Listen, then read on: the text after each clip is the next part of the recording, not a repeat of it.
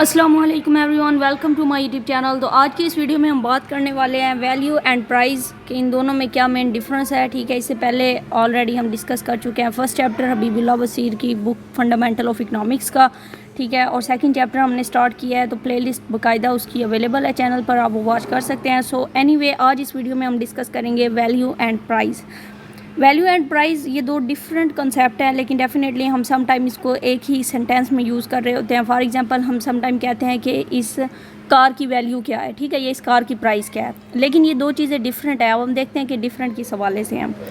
The word value is use in two meanings. अब फिर एक वर्ड वैल्यू है, उसको भी फर्दर दो डिफरेंट मीनिंग में यूज़ किया जाता है। वैल्यू इन यूज़ कि कोई भी इस्तेमाल में उसकी कीमत क्या है किसी भी चीज़ की। वैल्यू इन एक्सचेंज, या फिर किस चीज़ को हम एक्सचेंज कर रहे हैं तो उसकी कीमत क्या है। Value in use means utility of a commodity. ठीक है, मतलब जब हम किसी भी चीज़ को इस्तेमाल कर रहे होते हैं तो उसका मतलब ये होता है कि उससे हमें कितनी सेटिस्फेक्शन मिल रही है।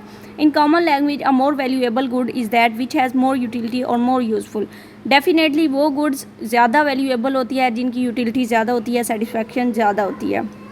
However in economics value means value in exchange. ठीक है, लेकिन इकनॉमिक्स में हम वैल्यू किसको कहते हैं, वैल्यू इन एक्सचेंज को। Value of a commodity is the amount of other goods and services which is obtain in exchange for it.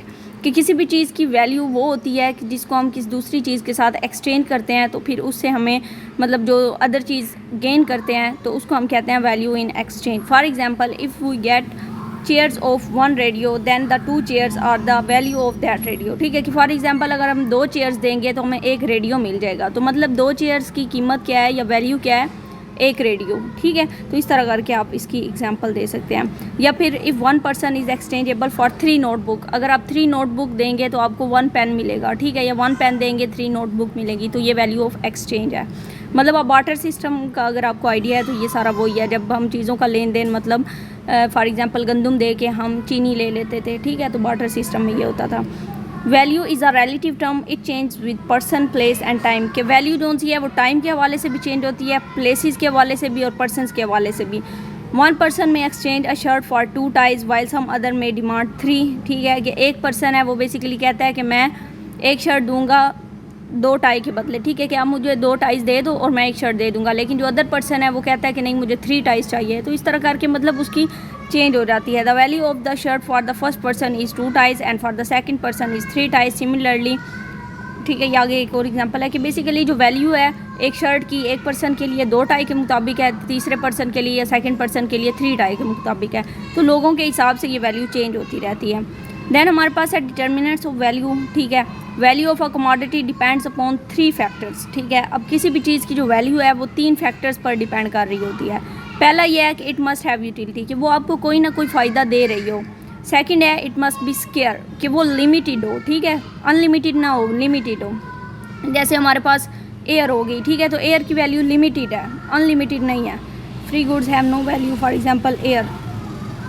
Okay, मतलब उन्होंने बोला कि जो नेचुरली गुड्स है ना उनकी कोई वैल्यू नहीं होती, वो आप लोगों को फ्री में ही मिल रही होती हैं। और good must greater utility with have, वही बात होगी। ओके, उसके बाद इट मस्ट बी ट्रांसफरेबल। ठीक है, कि चीज़ ऐसी होनी चाहिए जो ट्रांसफरेबल होनी चाहिए। For example 1 person to another, एक पर्सन से हम दूसरे पर्सन की तरफ उसको मूव कर सकें। For example if a student is given a motorcycle on the condition that he can use it but can not sell, then since motorcycle is not transferable it has utility but no exchange value. कि वो कह रहे हैं कि अगर एक student को हम मोटरसाइकिल देते हैं, ठीक है, इस कंडीशन में देते हैं कि वो उसको यूज़ करता है लेकिन उसको सेल नहीं करना चाहता। ठीक है, तो उस मोटरसाइकिल की जो वैल्यू होगी वो ट्रांसफरेबल नहीं होगी। ठीक है, मतलब नॉट एक्सचेंजेबल होगी, बल्कि यह है कि वो उसको यूटिलिटी प्रोवाइड कर रही है तो वो डेफिनेटली उसको सेल नहीं करेगा।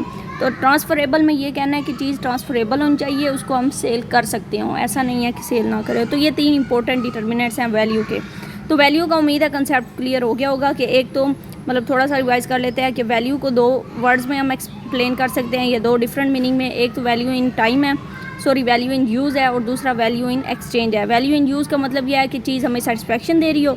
एक्सचेंज का मतलब क्या है कि चीज़ को हम एक्सचेंज कर सकते हो। ठीक है, एक टाई के बदले एक शर्ट या 2 टाई के बदले एक शर्ट।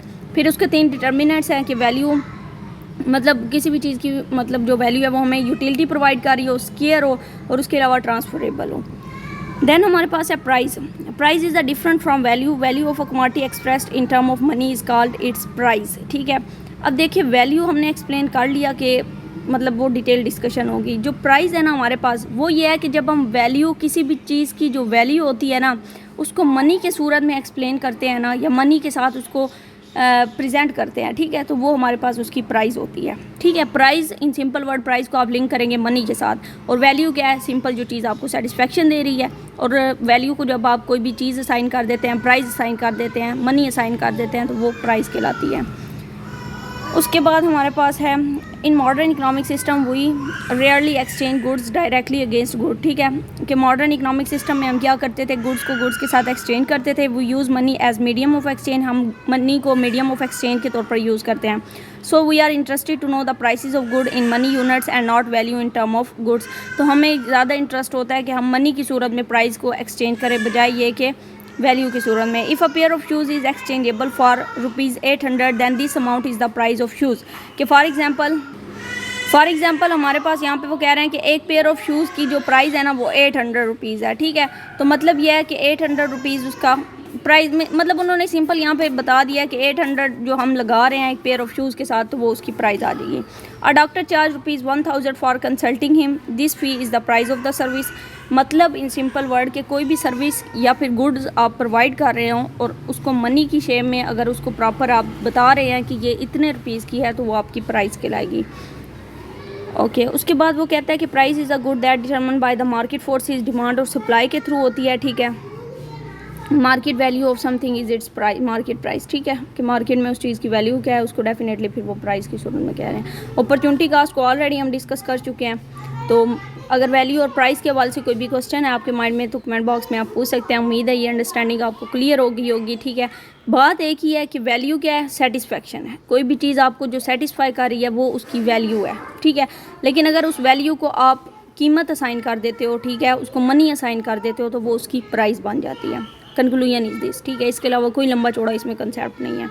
तो उम्मीद है ये वीडियो आपको पसंद आई होगी। वीडियो पसंद आई है तो वीडियो को लाइक शेयर सब्सक्राइब ज़रूर कीजिएगा। इसके अलावा जितनी भी प्रीवियस वीडियोस हैं वो हमारे चैनल पर अवेलेबल हैं। इंशाल्लाह इस बुक को लास्ट तक हम ज़रूर एंड करेंगे ताकि एक दफ़ा गो थ्रू हो जाए और काफ़ी ज़्यादा हमारे कंसेप्ट क्लियर हो जाए। Thanks for watching. चैनल को लाइक